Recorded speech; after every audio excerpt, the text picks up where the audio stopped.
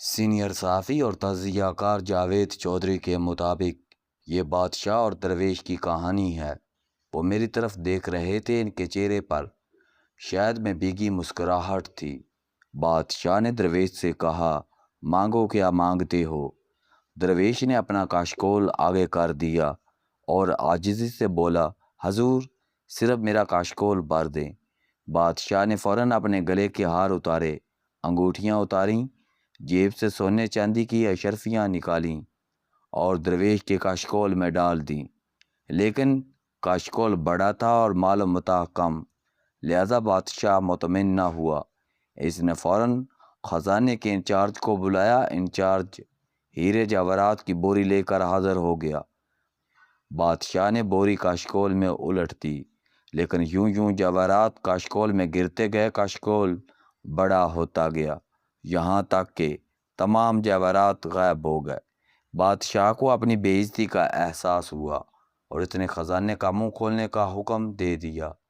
مزدور خزانے میں جاتے، سونے چاندی اور جواہرات کی بوریاں اٹھاتے اور لا کر کاشکول میں ڈال دیتے، لیکن کاشکول بھرنے کا نام نہیں لے رہا تھا۔ خزانے کے بعد وزراء اور درباریوں کی باری آئی۔ ساری کابینہ نے اپنی جیبیں، اپنی تجوریاں اور اپنے بینک بیلنس کاشکول میں ڈال دیے، لیکن یہ سارا مال و متاع بھی کاشکول کے پیندے میں غائب ہو گیا۔ کاشکول خالی کا خالی رہا۔ اس کے بعد شہر کی باری آئی۔ بادشاہ نے لشکر کو اشارہ کیا، فوج شہر میں داخل ہوئی۔ اس نے پورے شہر کی دولت جمع کی اور لا کر کاشکول میں ڈال دی، لیکن نتیجہ پچھلے نتیجے سے مختلف نہیں تھا۔ بادشاہ نے محل کی طرف دیکھا، لوگوں نے بادشاہ کا محل اٹھا کر کاشکول میں ڈال دیا۔ اس کے بعد منسٹر قانونی، وزیر اعظم ہاؤس اور پارلیمنٹ کی باری آئی۔ یہ سارے ہاؤس بھی کاشکول میں ڈال دیے گئے۔ شہر کے سارے کارنر پلاٹ، سارے کمرشل ایریاز، سارے ٹھیکے، سارے پرمٹ، ساری امدادی رقوم، سارے بینک، سارے پلازے اور ساری ہاؤسنگ اسکیمیں بھی کاشکول میں ڈال دی گئیں، لیکن کاشکول خالی رہا۔ بادشاہ نے رعایا کی طرف دیکھا۔ انتظامیہ نے ایک ایک کر کے لوگوں کو بھی کاشکول میں پھینکنا شروع کر دیا، یہاں تک کہ سارا شہر خالی ہو گیا، لیکن کاشکول خالی رہا۔ آخر میں بادشاہ ہار گیا اور درویش جیت گیا۔ درویش نے کاشکول بادشاہ کے سامنے الٹایا، مسکرایا، سلام کیا اور واپس مڑ گیا۔ بادشاہ درویش کے پیچھے بھاگا اور ہاتھ باندھ کر عرض کیا، حضور مجھے صرف اتنا بتا دیں، یہ کاشکول کس چیز کا بنا ہوا ہے؟ درویش مسکرایا، اے ناداں بادشاہ، یہ خواہشات سے بنا ہوا کاشکول ہے، جسے صرف قبر کی مٹی بھر سکتی ہے۔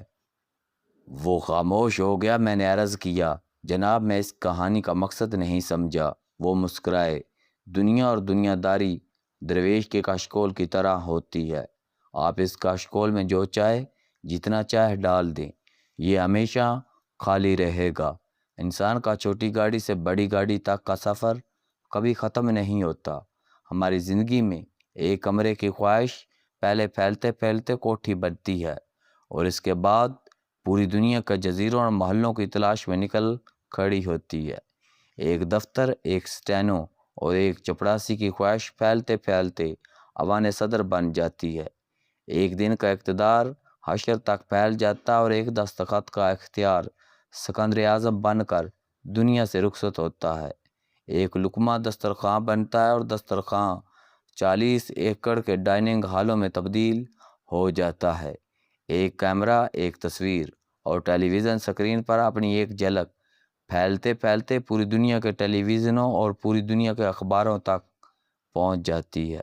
ایک خوبصورت، توانا اور گرم جوش عورت کی خواہش چند ماہ میں حرم بن جاتی ہے، اور چند ڈالر دیکھتے ہی دیکھتے بلین اور ٹریلین بن جاتے ہیں، اور اس کے بعد انسان دنیا کے تمام نوٹوں پر اپنی تصویر چھپوانے کی خواہش میں مبتلا ہو جاتا ہے۔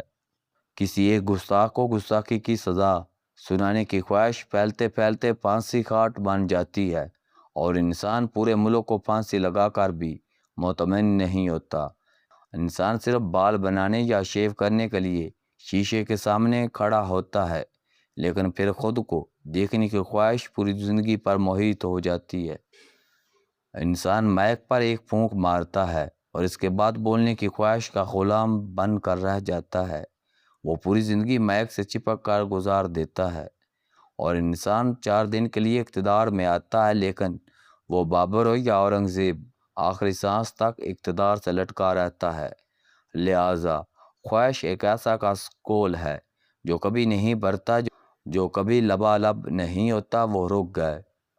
میں نے ہنس کر عرض کیا، حضور، خواہش دنیا کی سب سے بڑی طاقت بھی ہے۔ اگر انسان کے باطن میں خواہشیں جنم نہ لیں تو شاید دنیا میں کوئی شخص آگے نہ بڑھے۔ ایک غلام صدیوں تک غلام، ایک جاہل صدیوں تک جاہل اور ایک مظلوم صدیوں تک مظلوم رہے۔ یہ خواہشیں ہوتی ہیں جس کی وجہ سے ہم سوچتے ہیں اگر ایڈیسن بلب بنا سکتا ہے تو میں کیوں نہیں بنا سکتا؟ اگر رائٹ برادرز جہاز بنا سکتے ہیں تو میں کیوں نہیں بنا سکتا؟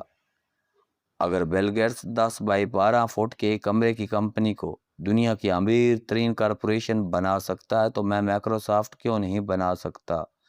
حضور، یہ ہمارے سارے کیوں ہماری خواہشوں کی جڑوں میں جنم لیتے ہیں۔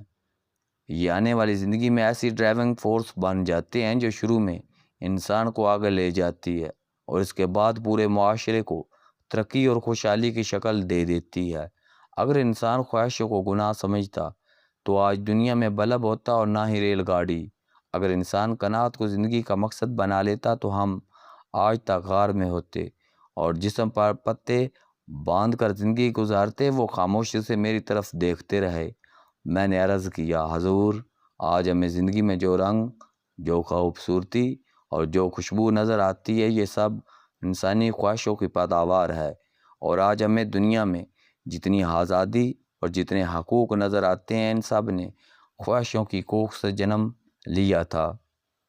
اگر انسان اپنی غربت اور اپنی بیماری کو اپنا مقدر سمجھ لے اور خواہش کو زندگی سے خارج کر دے تو آپ یقین کیجئے وہ زندگی میں کبھی صحت مند اور خوشحال نہ ہو۔